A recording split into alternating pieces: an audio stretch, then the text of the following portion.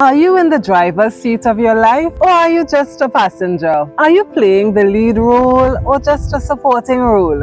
Here's how to become your leading man or lady once again. It all begins with self-awareness. How would you know if you were being true to yourself and fulfilling your wishes for your life if you weren't in touch with your passions and desires? I found that spending time in reflection and journaling helps me to get in touch with my thoughts and figure out what's working and what's not working in my life.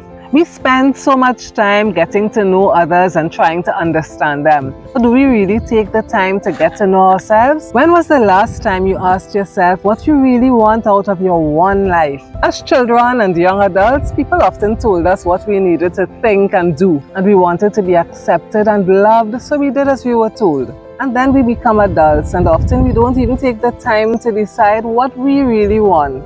So we have to do some soul searching and unearth those desires that are buried deep within us. Get to know yourself again. Be curious about your likes and dislikes and the things that excite and challenge you. Pause for a moment to take stock of your life. Spend some time in quiet solitude, reconnecting with yourself. Next, we come to self-acceptance. For years, my perfectionist tendencies wouldn't allow me to accept myself as I was. And then I realized that if I didn't accept myself, I couldn't move forward. Meet yourself where you are and use that as a stepping stone to get to where you want to go. Our favorite movie characters all have flaws, and that makes them more endearing and lovable. Accepting yourself doesn't mean becoming complacent. You have to keep growing and improving. It does mean that you stop comparing yourself to others. You are no better or no worse than anyone else. You are unique.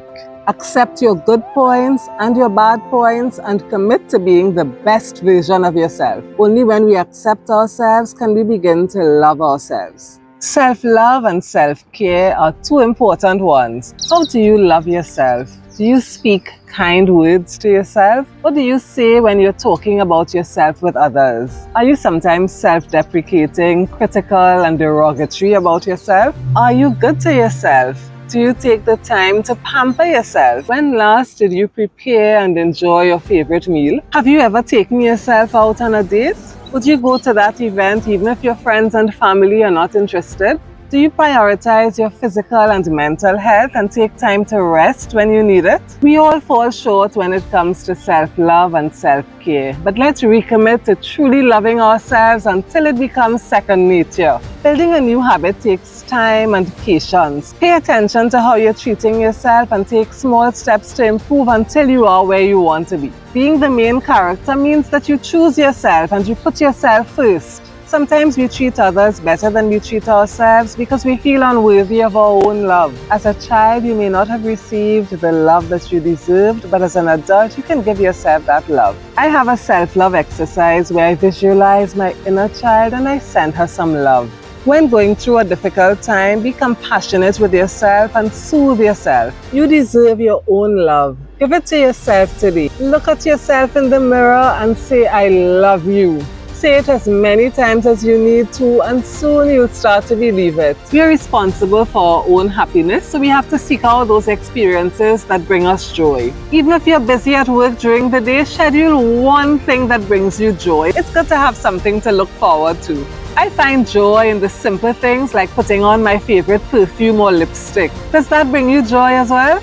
Or if I hear my favorite music in the morning, that puts me in such a good mood that I feel upbeat for most of the day. What are some of the small things that bring you joy? Sometimes, instead of using your ordinary plates for dinner, take out your fancy china and enjoy it. Romanticize the experience. From now on, you are your own best friend and you're going to treat yourself like it. Next, we come to self-accountability and self-trust. We have to take care of ourselves, stand up for ourselves, and do the things that bring us joy. Can you trust yourself? When you promise to do something for yourself, do you keep it? Or do you often disappoint yourself? Have you promised to take a 30-minute walk and then made up an excuse? We all do at times, but that should be the exception rather than the rule. If we do it too frequently, we lose trust in ourselves. I once heard Viola Davis say, if we had a choice between disappointing ourselves and disappointing others, we should never disappoint ourselves. Do you struggle with self-sabotage, procrastination, and a lack of self-discipline? All these erode our main character energy. Do you stand up for yourself? In the past, if you cut in front of me in the line, I'd be annoyed but not say anything. Now, I let you know kindly and insist on being served first. And if something happens that you don't like, ask yourself what you can learn from the experience. When I mess up, I ask myself, what could I do differently and what will I do differently next time? We are always accountable for what we do, so we have to accept responsibility and not seek to blame others. Every challenge or failure is an opportunity to grow stronger, so don't let it deter you. The bonus point is to create a supportive environment. Lead characters also need supporting actors and actresses, so surround yourself with supportive relationships. None of us can succeed alone, and just as we require others' support, so too we should support others in their leading role. We're all in this together and we need the support and guidance of others. It matters not how straight the gate, how charged with punishments the scroll. I am the master of my fate. I am the captain of my soul.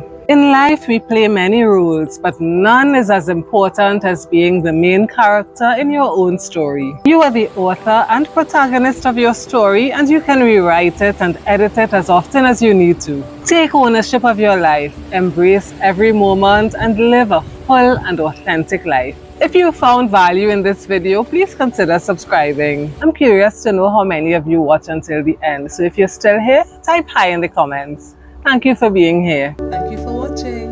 Please like, comment, and subscribe. See you soon.